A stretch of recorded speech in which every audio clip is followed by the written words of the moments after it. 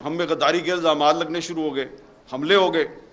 تو آج آپ کو بھی غدار کہا جا رہا ہے، آپ کو بھی غداری کے مقدمات میں ملوث کرنے کی دھمکیاں دی جا رہی ہیں. تو ہم نے تو بھائی ہمیشہ سے یہ جو غدار کا ٹیگ لگانے والے لوگ ہیں اور غداری کے سرٹیفکیٹ تقسیم کرنے والے لوگ ہیں، ہم نے تو ان کی ہمیشہ سے مخالفت کی ہے.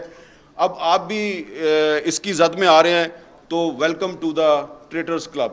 ہم آپ کو خوش آمدید کہتے ہیں غداروں کے کلب میں. اس کی وجہ یہ ہے کہ میں ذاتی طور پہ ہمیشہ یہ کہتا ہوں کہ اگر کوئی مجھے غدار کہتا ہے تو 100 دفعہ کہے کہ میرے لیے فخر کی بات ہے. ہاں، اگر کوئی آپ کو پیٹریوٹ کہتا ہے تو پھر آپ ذرا مشکوک ہیں، کیونکہ پھر پیپلز پارٹی پیٹریوٹ بنی تھی نا، پتہ ہے نا آپ کو. تو مسلم لیگ کے اندر بھی جو گروپ بنے تھے قائد اعظم کے نام پہ، پتہ ہے نا آپ کو کس طرح بنتے ہیں. برا نہ بنائیے گا سرور خان صاحب. تو اس لیے اگر آپ کو کوئی پیٹریوٹ کہتا ہے تو پھر آپ مشکوک ہو جاتے ہیں. ہاں، کوئی غدار کہتا ہے اس کا مطلب ہے کہ یار یہ بندہ جو ہے نا یہ اس راستے پہ چل رہا ہے جس پہ فاطمہ جناح چلی تھی. سب سے پہلے اس ملک میں مادر ملت محترمہ فاطمہ جناح کو جنرل ایوب خان نے کہا یہ انڈین ایجنٹ ہے اور کہا کہ یہ غدار ہے.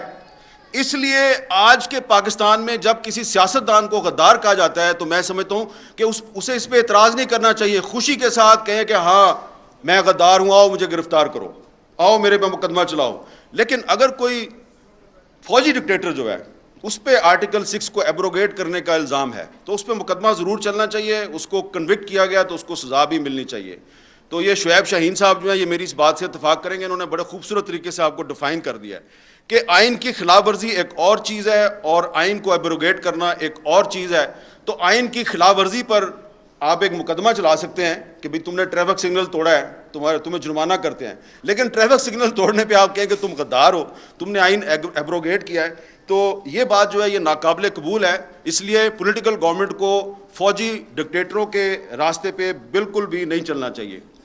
اب یہ جس پی ایف یو جے کے سیمینار پہ آپ آئے ہیں، یہ وہ پی ایف یو جے ہے جس نے ہر مشکل وقت میں جب بھی آزادی صحافت پہ کوئی برا وقت آیا تو اس پی ایف یو جے نے اس پہ سڑکوں پہ بھی لڑائی لڑی اور عدالتوں میں بھی لڑائی لڑی. تو اس لیے میں آج کیونکہ عمران خان صاحب ہیں، تحریک انصاف کے بہت سے لیڈر یہاں پہ بیٹھے ہوئے ہیں، تو آپ کو فوڈ فار تھاٹ دینا چاہتا ہوں کہ آپ ذرا سوچیں کہ جب آپ حکومت میں آتے ہیں تو کیا وجہ ہوتی ہے کہ یہ پی ایف یو جے جو آج آپ کی ہوسٹ ہے یہ آپ کی حکومت کے اقدامات کے خلاف عدالتوں میں چلی جاتی ہے. جیسا کہ آپ کو ہمارے دوست بتا رہے تھے کہ پیکا لا جو ہے یہ جب 2016 میں آیا تو مسلم لیگ نون کی حکومت تھی، اور اس وقت جب ہم نے اس لا کی مخالفت کی پیکا کی تو ہمیں کہا گیا کہ یہ آپ کے پیچھے ڈالر بول رہے ہیں. یاد ہے نا آپ کو؟ وہ ایک منسٹر ہوتی تھی ان کی، انہوں نے کہا آپ کے پیچھے ڈالر بولتے ہیں. ہم نے ان کو کہا کہ یہ تم آج 2016 ہے، تم یہ پیکا لا بنا رہی ہو، یہ اسی لا میں تم اندر ہو جاؤ گی. اب وہ کہیں نظر ہی نہیں آتی، پتہ نہیں کدھر چلی گئی ہے وہ. اچھا، اسی طرح پھر 2017 میں جب مسلم لیگ نون کی جو حکومت ہے اس نے ایک ایگزیکٹو آرڈر کے ذریعے تمام ٹی وی چینلز پر پابندی لگائی، تو ہم نے یہاں اسلام آباد میں ایک سکوت میڈیا کیمپ لگایا. ایک سکوت ڈھاکہ ہوا تھا، ہم نے کہا یہ سکوت میڈیا ہو گیا کیونکہ سارا میڈیا ہی بند کر دیا ہے. وہ فیض آباد میں دھرنا چل رہا تھا، اس کو روکنے کے لیے سارا میڈیا ہی بند کر دیا انہوں نے. تو یہ میں آپ کو اس لیے بتا رہا ہوں کہ کوئی بھی پولیٹیکل پارٹی ہو، پیپلز پارٹی ہو، مسلم لیگ نون ہو یا تحریک انصاف ہو، یہ پی ایف یو جے جو ہے یہ ہر حکومت کے دور میں جب بھی کوئی پابندی لگتی ہے تو یا تو ہمیں سڑکوں پہ آنا پڑتا ہے یا ہمیں عدالتوں میں جانا پڑتا ہے. تو یہ جو پی ایف یو جو ہے، اس پی ایف یو جے نے جب آپ نے پیکا آرڈیننس جو ہے وہ جب آپ نے لاگو کیا، اور میری انفارمیشن کے مطابق ڈاکٹر شیریں مزاری نے اس پہ آبجیکشن کی تھی، لیکن اس کے باوجود وہ ایک کابینہ کا بائی سرکولیشن اجلاس جو ہے اس نے اس کی منظوری دی اور آپ نے اس کو لاگو کر دیا. تو ودن 24 آورس انہوں نے مجھے لاہور سے کہا جی اس کو چیلنج کرنا ہے.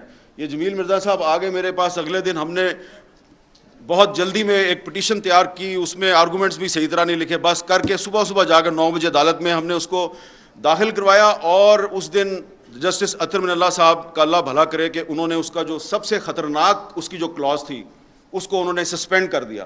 اگر اگر وہ سیکشن 22 اگر وہ اس دن سسپینڈ نہ کرتے تو آج یہ آپ یہاں پہ جو سیمینار کر کے کوئی چلا جائے گا, کوئی پتہ نہیں شاید جا سکے یا نہ جا سکے, کہیں کہاں پھنس جائے.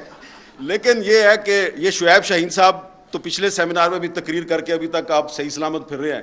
اگر وہ عطر من اللہ صاحب اس سیکشن کو سسپینڈ نہ کرتے تو یہ بات کرنا آج یہاں پہ بڑا مشکل ہو جاتا. اس لیے یہ بات بالکل صحیح کی جا رہی ہے کہ ملٹری ڈکٹیٹر کے دور میں اور آج کے دور میں جو فرق ہے وہ یہ ہے کہ ملٹری ڈکٹیٹر کے دور میں آپ کو پتہ ہوتا ہے کہ آپ کا دشمن کون ہے.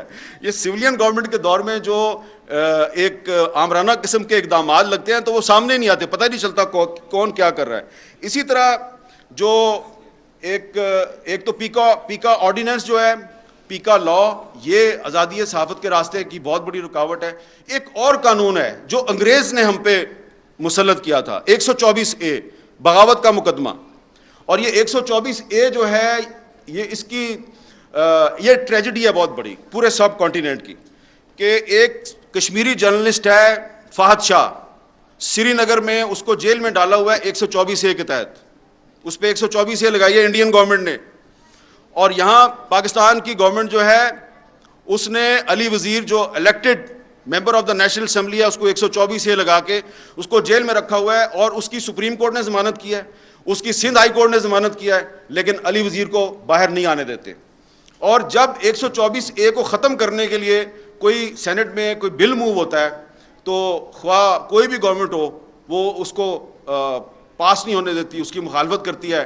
پی ٹی آئی کے دور میں جب رضا ربانی نے 124A کو ختم کرنے کے لیے بل پیش کیا تو اس کو ریجیکٹ کر دیا گیا. تو اس لیے اگر آپ چاہتے ہیں کہ پاکستان میں جو بولنے کی آزادی ہے اس کو تحفظ ملے تو یہ آپ کو پیکا لا ختم کرنا ہوگا, آپ کو 124A ختم کرنا ہوگا, آپ کو آفیشیل سیکرٹ ایکٹ ختم کرنا ہوگا, اور آرٹیکل 19 جو ہے آرٹیکل 19 میں آپ کو امینڈمنٹ کرنی پڑے گی. آرٹیکل 19 میں امینڈمنٹ اس لیے کرنی پڑے گی کہ آرٹیکل 19 میں کچھ ایسی شرائط ہیں کہ آپ کی جو بولنے کی آزادی ہے اس پر پابندی ہے. مثلا اگر کوئی آدمی جو ہے یہاں پہ آگے اس سٹیج پہ آ کے تھوڑی دیر بعد کوئی بھی میرے بعد آنے والا مقرر یہ کہتا ہے کہ پاکستان امریکہ کا غلام ہے اور پاکستان کو امریکہ کی غلامی نہیں کرنی چاہیے, آپ کو پتہ ہے یہ آرٹیکل 19 کی خلاف ورزی ہے. بہت سے لوگوں کو نہیں پتہ اس بات کا. یہ آرٹیکل 19 کی خلاف ورزی ہے کیونکہ آرٹیکل 19 میں انہوں نے ایک چھوٹے سے کچھ الفاظ شامل کیے ہوئے ہیں کہ آپ کسی دوست ملک کے خلاف بات نہیں کر سکتے. تو اب دوست ملک کون ہے بھائی, اس کی کیا ڈیفینیشن ہے؟ تو آپ نے اگر مجھے گرفتار کرنا ہے, ابھی میں کہہ دوں کہ امریکہ کی غلامی نامنظور, تو یہ آپ آرٹیکل 19 کے تحت مجھے گرفتار کر سکتے ہیں. تو جو میثاق صحافت ہے اس میں سب سے اہم چیز یہ ہونی چاہیے کہ یہ جو آرٹیکل 19 میں آپ نے کولونیل مائنڈ سیٹ کو انجیکٹ کیا ہوا ہے, اس کولونیل مائنڈ سیٹ کو آرٹیکل 19 میں سے نکالیں. یہ آپ کی میثاق صحافت کے لیے بہت ضروری ہے. اس پہ جو تمام پولیٹیکل پارٹیز ہیں ان کو رول پلے کرنا چاہیے, اپنے پولیٹیکل ایشوز پہ لڑائیاں ضرور کریں, لیکن یہ جو ایشوز ہیں اس پہ آپ کو ایک موقف رکھنا چاہیے. اور دوسری بات کہ جب پیپلز پارٹی کی گورنمنٹ تھی تو سلیم شہزاد کو اغوا کر کے قتل کر دیا گیا. ثاقب نثار صاحب کی سربراہی میں ایک کمیشن بنا, اس کمیشن کے سامنے میں نے بھی جا کے وٹنس کے طور پہ کچھ حقائق پیش کیے, اور بھی لوگ آئے. وہ بعد میں ثاقب نثار صاحب کہتے ہیں یار آپ لوگ جو ہے وہ مجھے مروانا چاہتے ہیں. میں نے کہا جی مروانا نہیں چاہتے, ہم چاہتے ہیں ہمیں انصاف دے دیں, ہمارا ساتھی جو ہے اس کو قتل کر دیا ہے اغوا کر کے. کو آپ کو پتہ ہے یہ تو بڑا مشکل ہے. پھر اس کے بعد جناب مسلم لیگ نون کی حکومت آ گئی, ان کے دور میں بھی یہی کام چلتا رہا. پھر پاکستان تحریک انصاف کی حکومت ہے, اس کے دور میں بھی یہی کام چلتا رہا. اب ادھر جب اسلام آباد میں اسد طور پہ گھر میں گھس کے اس پہ تشدد ہوتا تھا, یا مطیع اللہ جان کو اغوا کیا جاتا تھا, یا ابصار عالم کو گولی ماری جاتی تھی, ہم جب اس پہ احتجاج کرتے تھے تو ہمارے جو کچھ دوست ہیں حکومت کے وہ کہتے تھے یار وہ سندھ میں بھی تو عزیز میمن قتل ہو گیا, وہ وہاں پہ بھی تو اجے لالوانی قتل ہو گیا. ہم کہتے تھے ہم اس کی بھی مذمت کرتے ہیں, جو اسلام آباد میں ہو رہا ہے اس کی بھی مذمت کرتے ہیں. تو آپ کو اسٹینڈ تو لیں, اسٹینڈ کسی نے نہیں لیا. لیکن I must pay tribute and my salute to doctor Shireen Mazari. Ultimately تو وہ ڈاکٹر شیری مزاری نے بھی یہ کریڈٹ خان صاحب کو دے دینا ہے, لیکن انہوں نے کچھ ایشوز پہ انہوں نے کچھ ایشوز پہ سٹینڈ لیا، خاص طور پہ جو جرنلسٹ پروٹیکشن بل تھا، وہ تمام یہ جو پی ٹی آئی کے دور حکومت کی خامیاں ہیں، اس دور میں میرے بھی بہت سے انٹرویو بند ہوئے، میں نے بھی بڑے مظاہرے کیے، بڑی تنقید کی، لیکن جس طریقے سے 2.5 سال لگا کے انہوں نے جرنلسٹ پروٹیکشن بل جو ہے اس کو منظور کروایا، اور کبھی کبھی میں سنتا ہوں کہ آج کل پی ٹی آئی والے کہتے ہیں بڑے راز ہیں ہم سامنے لے آئیں گے. بھائی ہمارے پاس بھی بڑے راز ہیں، ہم بھی سامنے لے آئیں گے اور بتائیں گے کہ ڈاکٹر شیریں مزاری جو ہے اس کو جرنلسٹ پروٹیکشن بل کی وجہ سے کہاں کہاں پہ کون کون اس کو طلب کرواتا تھا، اس کو پیشیاں بھگتنی پڑتی تھی، کون اس کو کیا دھمکیاں دیتا تھا. یہ بتا دوں گا نا میں، جس دن میں سیریس بات کر رہا ہوں اس دن آپ لوگوں کو لینے کے دینے پڑ جائیں گے. But I am not here to embarrass anyone. میں آپ کو اس پہ شاباش دینا چاہتا ہوں کہ آپ نے وہ جرنلسٹ پروٹیکشن بل منظور کروایا. اتنی مشکل زگ زیگ میں سے نکل کے فروغ نسیم نے پوری کوشش کی کہ یہ بل منظور نہ ہو، لیکن پھر بھی وہ بل منظور ہو گیا، اور اس کا کریڈٹ جو ہے وہ مینلی ڈاکٹر شیریں مزاری کو جاتا ہے، اور پھر بعد میں آپ تحریک انصاف کو بھی اس کا کریڈٹ دے دیں. لیکن یہ بات میں اس لیے کر رہا ہوں، میری بات کا برا نہ بنائے، کہ جب فروغ نسیم صاحب اس بل کے خلاف سازشیں کر رہے تھے، اور انہوں نے جو مسنگ پرسنس کا بل تھا اس کے خلاف بھی سازشیں کی، تو کوئی روکنے والا نہیں تھا ان کو. یہ بڑا پرابلم ہے کہ آپ اس کو روک نہیں رہے تھے. اور مجھے پتا ہے کہ مجھے کہاں کہاں سے پریشر آتا تھا کہ یار یہ تم کیوں یہ شیریں مزاری کے بل کو لیے پھر رہے ہو. جب اس کو پی ایف یو جے نے سپورٹ کر دیا اور اس کو human rights commission of Pakistan نے سپورٹ کر دیا، اور مجھے آئی اے رحمان مرحوم نے کہا، میں نے جب ان کو جا کے اس کا ڈرافٹ رکھا تو آئی اے رحمان صاحب نے کہا حامد یہ بل منظور ہو جائے گا. میں نے کہا سر ہو جائے گا. اس نے کہا اس کا مطلب ہے میری ساری زندگی کی جو سٹرگل ہے وہ کامیاب رہی. وہ بل منظور ہو گیا، وہ بل منظور ہو گیا. لیکن پھر کیا ہوا کہ پھر اس میں ایک کمیشن بننا تھا کہ کسی صحافی پہ جب حملہ ہوتا ہے تو وہ کمیشن جو ہے اس نے انکوائری کرنی تھی، اور اس کمیشن میں ورکنگ جرنلسٹ کی تعداد زیادہ تھی. اب وہ کمیشن اگر